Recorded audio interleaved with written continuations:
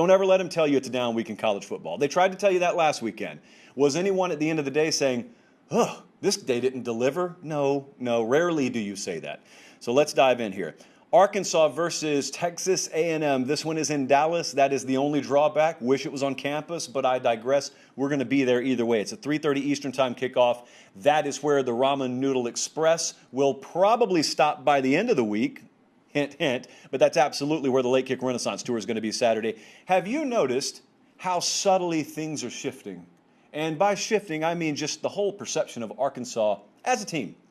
Remember in the early portion of, let's say, Preview Magazine season, when everyone looked at Arkansas, we were trying to get a record gauge, and, we don't really do that on this show all that much, but a lot of people like to predict absolute wins and losses, game by game, and everyone looked at Arkansas, and they said a couple of things. By and large, they said, Arkansas, nice, solid team. They also probably won't make a bowl, and so we're not even going to bother to rank them. Why? Well, not because of the quality of team. Most people admitted, probably a pretty good team. They just looked at the schedule. Schedule is something you look at in summer. Games are what you look at once the season gets here. Well, Arkansas is now playing game by game. You don't play a schedule on Saturday, you play games on Saturday. So when Arkansas welcomed, very, very unfavorably, might I add, the Longhorns into Reynolds Razorback Stadium a couple of weeks ago, that wasn't a schedule. That was just one piece of that schedule. And it was a game they were not favored in, and it was a game they won. So they knocked one of those blocks down from that huge wall you had built between Arkansas and any kind of hope of a legitimate postseason berth. Well, this is another one of those blocks that made up that big wall. But here's, again, the good news. It's the most basic sentence you could ever say. Arkansas is only playing Texas A&M Saturday. They are only, Jesse, a 5.5-point underdog Saturday. That's not the most insurmountable thing in the world if you choose to look at it that way, but a lot of people in the preseason didn't. They looked at schedule, and they threw any hopes that Arkansas had out in the garbage with what they perceived to be an insurmountable task. Well, now it's starting to evolve a little bit. Because what they do? Well, they showed you not only could they beat one of those teams they weren't going to be favored against, they could thrash them. And now they get another shot against another team from Texas. Hey, quick question. What if they go 2-0? What if they go undefeated against the state of Texas? My, do things change very quickly. You still don't think they're going to go to Georgia and win. You still don't think they're going to beat Alabama. But it really wouldn't matter to them because a lot of you don't think they can beat A&M. You didn't think they could beat Texas, and so who really cares at that point? So let's dive in here.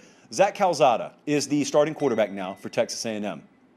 There are mixed feelings about him out there, even within the A&M fan base.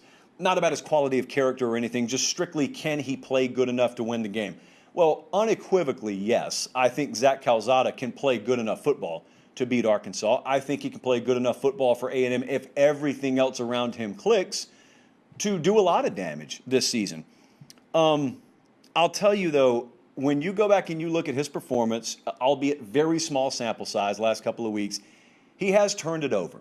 This has been talked a lot. I know good and well A&M fans are already tired of hearing about this because they think it's very nitpicky, it's very anecdotal, been using that word too much. But the fact remains, we have what we have to go on with Zach Calzada. He did turn it over against Colorado. He did turn it over against New Mexico last week. And so the reason I say that is because Texas A&M's running backs are very clearly the nucleus of this team right now. And that's good news for Zach Calzada. I don't just mean handing the ball off. I mean passing the ball out of the backfield. That's how they're going to win the game if they win the game, that and avoiding turnovers. But Zach Calzada, one of the keys for them being A&M to win this game Saturday, is Calzada has got to at least present the illusion of balance in play calling.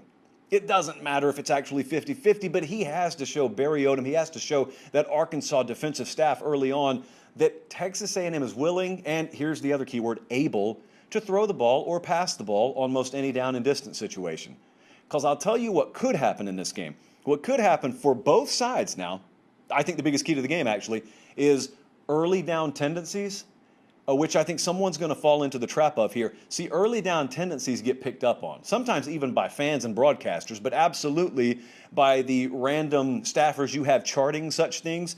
And when early down tendencies start to get figured out, they, by default, create third down tendencies. And third down tendencies are no bueno for either one of those teams because these teams cannot afford to be predictable on third down because that equals turnovers. For either one of them, it probably equals that, and that will be the difference in this game if it does start to happen. The other biggest question here is, can Texas A&M make K.J. Jefferson, who is the Arkansas quarterback, Can they actually make him throw the ball to win this game? If you're an Arkansas fan right now, you are shaking your head no. Not that you doubt KJ Jefferson. You don't think he's going to have to throw the ball to win the game, do you? You think you're going to be able to run the ball on Texas A&M. Thus, the crux of this entire matchup. Sometimes it's really complicated, and sometimes it's not. You got a bunch of folks in College Station, Texas right now saying, they ain't running the ball on us. We are not Texas. And you got a bunch of folks in Fayetteville, Arkansas saying, we're going to run the ball whenever we want to. Eventually, that dam will break. You will not be able to withstand this for 4 quarters. Maybe first quarter, maybe quarter and a half. But by the 4th quarter, the game will be ours and the day will be ours because of what we do to you on the ground. And at that point, we can pick and choose when KJ Jefferson puts the ball in the air. Those are the 2 game plans. Obviously, we can't have both of those things play out simultaneously Saturday. Obviously, something's got to give. We don't know the status of Aniyah Smith. He was one of the most important and dynamic playmakers for Texas A&M. Did a lot of damage against Alabama last year. In their big games, he steps up.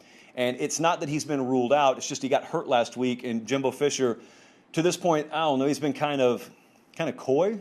If I use that word this year, Colin? He's been kind of coy about the status. Hadn't ruled him out. They actually think he's going to play Saturday. To what degree do we get him? Do we get Aniyah Smith? Zach Calzada, I'll tell you to his credit, did include, I think it was 7 wide receivers not wideouts. He included 7 receivers. They could play all kind of different positions in their game against New Mexico. So he did establish contact through the air with multiple players. That will probably not be the way Jimbo Fisher and Texas A&M go about attacking Arkansas Saturday. And he knows, he being Jimbo Fisher, knows good and well Barry Odom's modus operandi. He is more than happy to sit back and let you give it to him.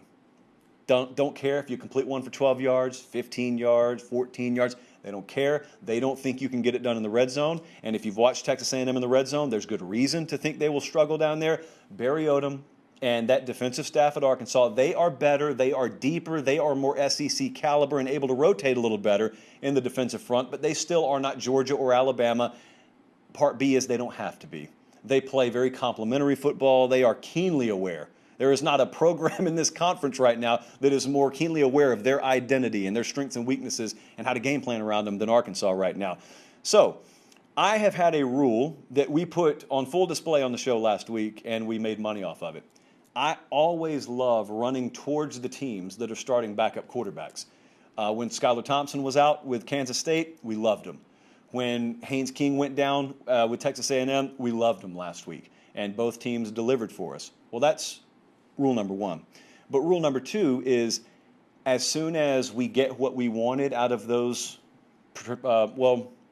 as soon as we see, I would say, the production that we thought we would get, then we kind of shy away because we don't view it as sustainable. Our model does not view that as sustainable. It's more like a sugar high, and eventually it comes down. And by and large, a backup is a backup for a reason, and the more tape that gets out on that backup, the less favorable the matchup's going to be down the road. There are always outliers. Zach Calzada could be an outlier. There are always outliers to that rule, but in general, that's how that works. So, Jesse, let's go ahead and take a look at what the model thinks here, and I'm going to tell you what my pick is in just a second. Now, the Vegas line here, as we've shown you on the lower third most of this segment, is Texas A&M minus 5.5. Our model is well under that number. The model is under a field goal. It has Texas A&M minus 2.5, so it thinks it's going to be a much tighter game. And let me tell you what it came down to for me. I see no major quarterback edge on the side of the favorite. I see no major identity edge on the side of the favorite, which bothers me even more about Texas A&M. I've watched Arkansas play. They are totally aware of who they are and what they need to do. Texas A&M, they look to me like someone who's walking on thin ice and they're trying not to fall through. There is no certainty and confidence behind how they're going about things. It's not totally their fault. They've been dealt a rash of injuries, up to and including the quarterback position, but it's football. You know, you recruit the way A&M does, so you hopefully can fill those voids. Are they good enough to win this game? Yeah. Are they going to? I don't think so. For the first time in 9 years, I think Arkansas is actually going to beat Texas A&M. I'm going to take them to win, and of course, because of that, we will take Arkansas to cover, and we'll be there either way.